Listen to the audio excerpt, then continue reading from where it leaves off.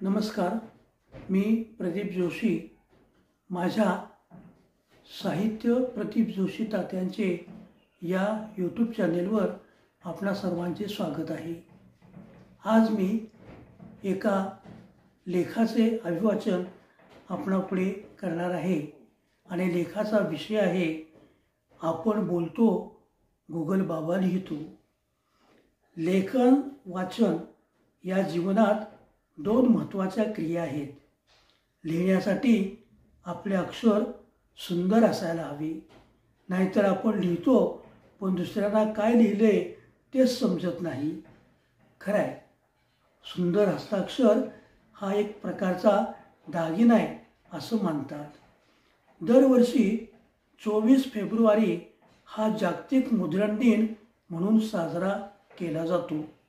मुद्रणकलेचे जनक योहान्स Gutenberg यांचा जन्मदिन हाच जागतिक मुद्रण दिन मानला जातो. त्यांनी अक्षराचे सुटे खिळे बनवण्याचा शोध लावला.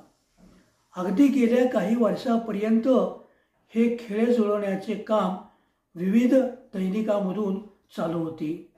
काना, मात्रा, वेलांटी, उकार, अक्षरे प्रत्येकाचे खिळे होते.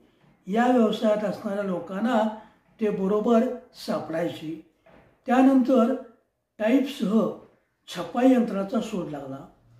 त्यापूर्वी हस्तलिखित असायची. शाळा कॉलेजची मासिके, स्मरणिका, अगदी काही दिवाळी अंक देखील हस्तलिखित स्वरूपात निघायचे. लिहिणारी व्यक्ती, चित्रे काढणारी व्यक्ती, संपादन करणारी व्यक्ती निरनिराळी असायची. प्रत्येकजण आपली भूमिका चोख बजावायचा. त्यामुळे स्वतःच्या हाताने लिहिलेले हस्तलिखित पाहताना एक प्रकारचा मनस्वी आनंद व्हायचा. नंतर टंकलेखनाचा शोध लागला. आता संगणकाने सर्व काम सोपे केले आहे. त्याच्याही पुढे जाऊन आपण आता फक्त बोलायचे आणि गुगल बाबा सारे काही टाईप करतो. आहे की नाही गंमत? मुद्रणकला ही अशी विस्ताराने वाढत गेलेली आहे. मुद्रणकलेचं जेवढं कौतुक करावं तेवढं कमी आहे. पूर्वी एखादे मासिक छापायचं म्हणलं की खूप त्रास व्हायचा. आज मात्र काही क्षणात आपण मासिक तयार करू शकतो, त्याचा लेआउट तयार करू शकतो. ही सारी जी कमी आहे ती आपल्या गुगल बाबांची. त्यामुळं गुगल बाबांना आपण विसरून चालणार नाही. एक मात्र नक्की की आपण लेखनापासून दुरावलो आहोत. ही खंत मात्र आपल्याला नेहमी जाणवत राहणार आहे. आपलं हस्ताक्षर आपण पाहू शकत होतो.